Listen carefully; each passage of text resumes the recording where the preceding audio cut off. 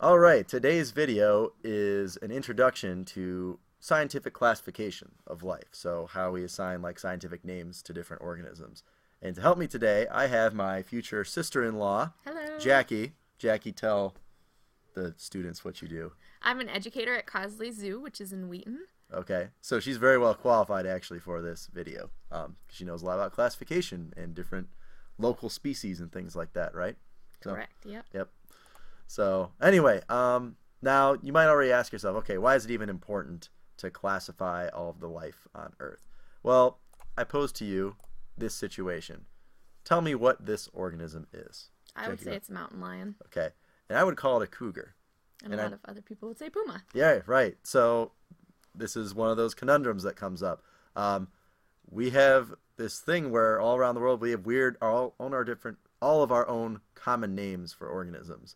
And that can get a little confusing. If you're a scientist trying to collaborate with someone and they're using a different name but actually describing the same thing, it's a bit bizarre. So that's one reason why things are classified. But really what's more important is when you assign the scientific name to an organism, you're actually, and put them in certain groups according to that, you're actually showing relationships between different organisms, how closely related they are to each other in terms of evolutionary history.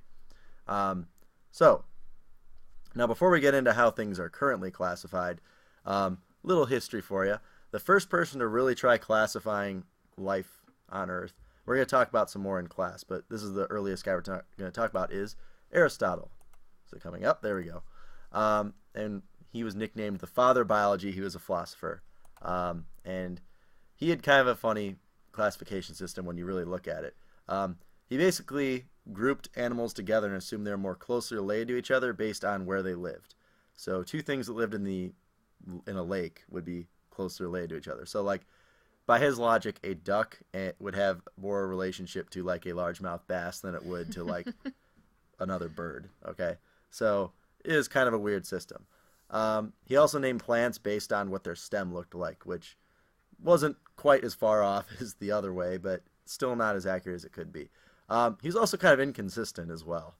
He sort of made it all up on his own, and it was just a mess. But he does get some credit because he was the first guy to sort of recognize the need for classifying organisms.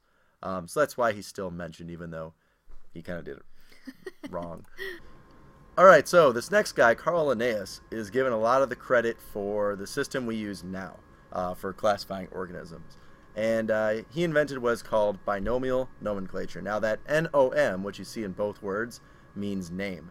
And what does bi mean? Two. Two. So binomial means to name, and then nomenclature is a word for, Naming system. yeah, naming system. So to name, naming system. So if you've ever heard a scientific name for something, such as, what are humans? Homo sapiens. Homo sapiens, yeah, that's two words, Homo sapiens.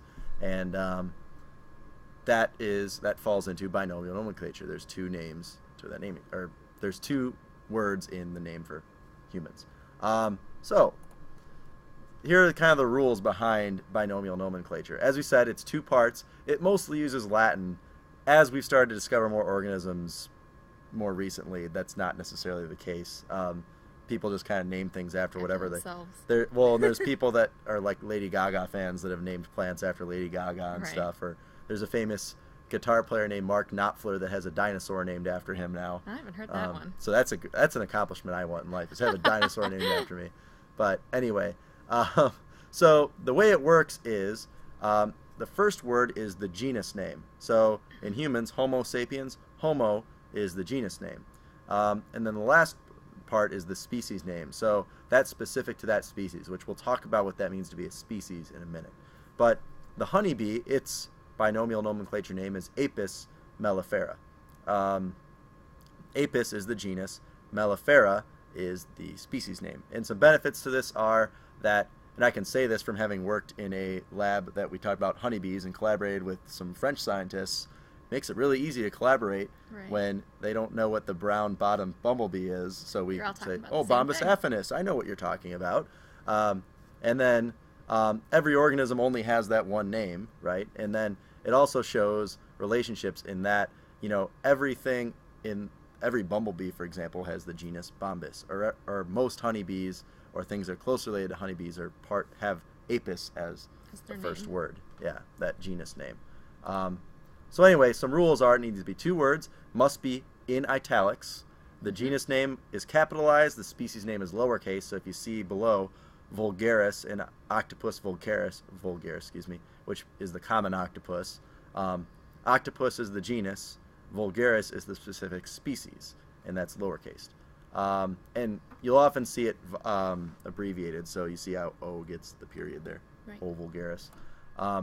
Now, maybe more importantly, is the 8 levels of organization that this Linnaean system actually uses. It goes domain, kingdom, phylum, class, order, family, genus, species. And actually, when I was in high school, we did not use domain yet. It was actually like it was between freshman and senior year when the textbooks started using domain. So it used to be just kingdom, phylum, class, order, family, genus, species. Now, since you took biology in college, do you have a good mnemonic for people to remember the order of these? I do. It doesn't include domain because when I learned it, we weren't doing domain either, but it's King Philip came over for great soup. Okay. And I also did King Philip came over from Germany singing. Okay. And the way I've adapted to include domain is I make it a question. I say, did King Philip come over from Germany singing? So that's all you got to do. But yeah, so that's the little mnemonic to help you remember the order of how those go. So now I'm only going to give definitions to a few of these levels. So domains, there's actually only 3 domains of life, which is going to be a video you're going to watch on those three domains and the next group, which is kingdoms. So domains, they really look at the most basic differences among cells. You're going to find out the biggest difference is it pretty much recognizes, are they eukaryote or are they prokaryote? And that's all there is to it. And by the way, as you see things pop up, those are going to be the human classifications. So we're in domain eukarya. Now, a kingdom is a very large group. And I gave examples there like plants, animals, fungus. You can still see it's really basic things are defining that kingdom. Large groups. So yeah, it's a really large group. It basically comes down to how do organisms get their energy, and are they prokaryotes, eukaryotes, and all that.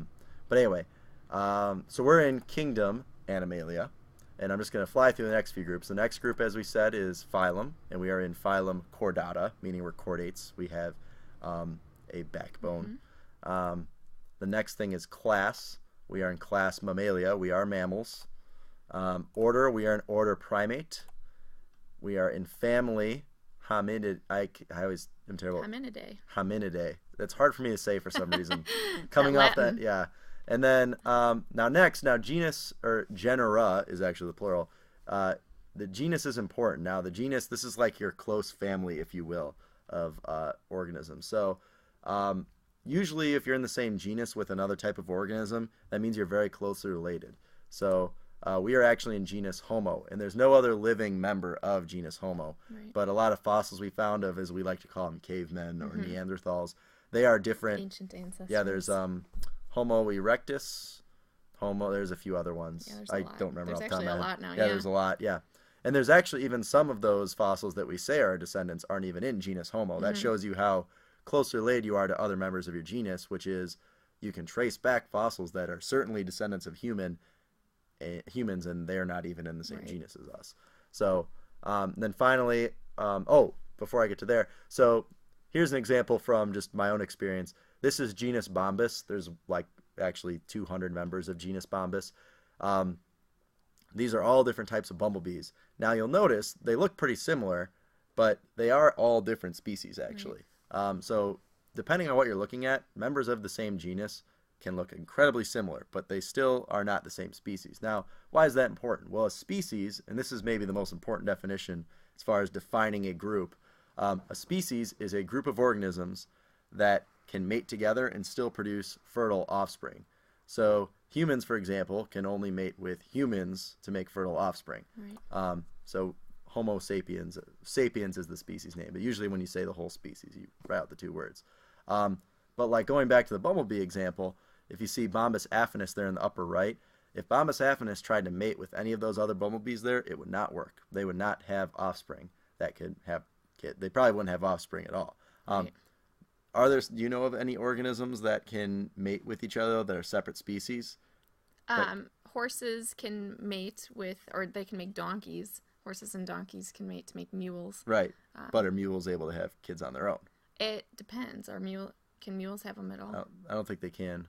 Are they completely infertile? So they could or there's like the a 1 in horse and the 1,000 donkey chance can they still have the baby, and the baby will be a mule, but the mule will not be fertile, so they can't have their own babies. Is how it goes. So, and that goes back to that definition of fertile offspring. They can produce offspring sometimes, like the liger is actually a real thing, a lion and a tiger, but the liger itself cannot reproduce. Correct. So, and there's also tigons and all sorts of weird ones you can get. I'll bring some fun examples to class. But anyway, so one little trick about these species, and in terms of looking at relationships, I think of like the genus name as someone's like last name, if you will, and the species name is like a first name. So like, you know, my brother's name is Matt Carnstedt. My name is Paul Carnstedt.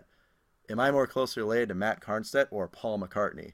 That's a good way to look at it. I never thought about that. So, I mean, you got to look out for the way these words, and the point I'm trying to make is if you look at these two organisms, Bos americanus and Bufo americanus, the reason why they both have americanus in their last name is because, or in their species name is, they are from America. A really common one, I showed you vulgaris earlier. Vulgaris means common in Latin. So there's like 100 different things that have vulgaris as their species name. You got to look for that genus name, though, to really see if something's related.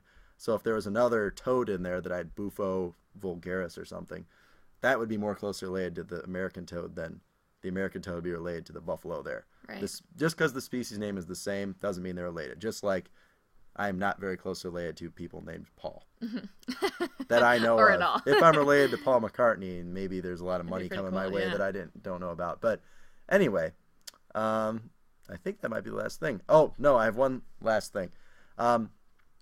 Sometimes you might notice, and you won't see this that much in this class, but I want to prepare you all for maybe if you see this someday, you'll see a species name that's actually 3 letters, or 3 words.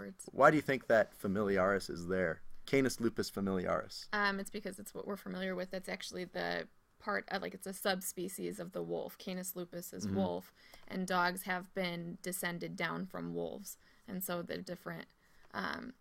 Throughout time, they've become this different species or subspecies of the wolf. But they could still reproduce with wolves. Right. Yeah. So your dog could run off and reproduce with the wolf. It could. They are part of the same species, but when we have like kind of a genetic pool of a certain species that we can define, which in this case is household dogs, we add even a subspecies name to it. So Canis lupus familiaris is technically the domestic dog. If you're talking about Canis lupus, I think that even includes coyotes. I think there's even Canis lupus coyote. I might be wrong on this. Maybe double check it, but I'm going to stop before I'm wrong. But anyway, so Canis lupus is actually the wolf, and dogs are descended from that. So they're actually the same species as wolves. So if you see a third name, that's just what we call a subspecies. Right. Sub means below. So if you take that whole order, below species there is subspecies. And subspecies can reproduce with each other. But I think that is it. So thank you, Jackie, for helping out, and see you all in class.